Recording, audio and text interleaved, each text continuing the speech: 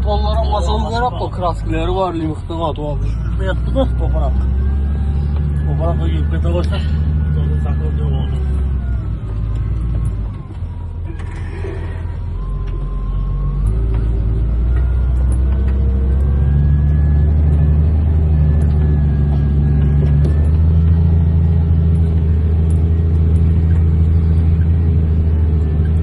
Cengiz kursunda mı? 4.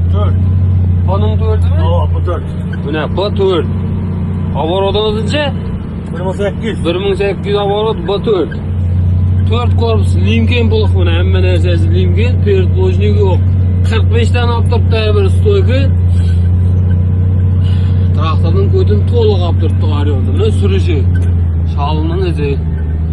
Pertlojnik yok buna odarışlar. Fakat atı aldığın limiktin kraskileri yok.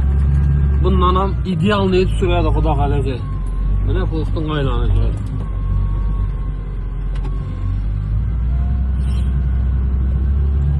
Bu sürülgen yerler mi? Ağlar düştük mü SP'den mikrofonlarını işledik Xudo kalacak. Nu degen yerdemiz? Karsis. Bozyap. Parsiz. Ova. Parsiz Bozyap. Ömüderiyan. Buyağımız Xorazm, buyağımız Ömüderiyanın başlanğan yeri.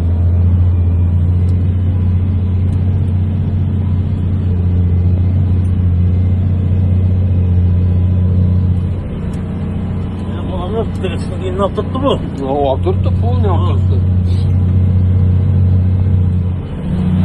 Ağam var oturga yok.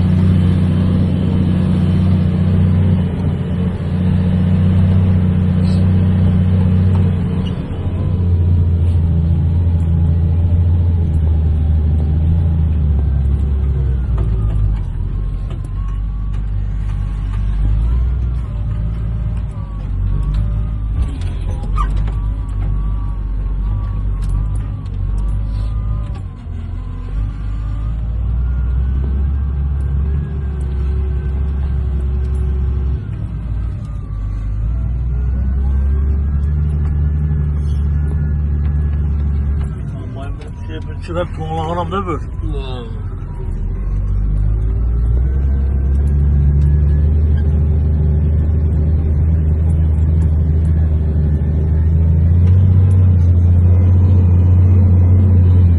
Şeye göre hata başka ne yapalım bunu? Yine mi? Ama elde hatalı kadar yoktu da. Öyle görüyorum. Bu orada. Bana rölü verip görür mü? Böyle mi? Burtturga yok mu ağır? Burtturga yok. Rölü verip koyuptu. Ne olsa birinci sen hatalı kadar dur. Sen göre durduğunuzda.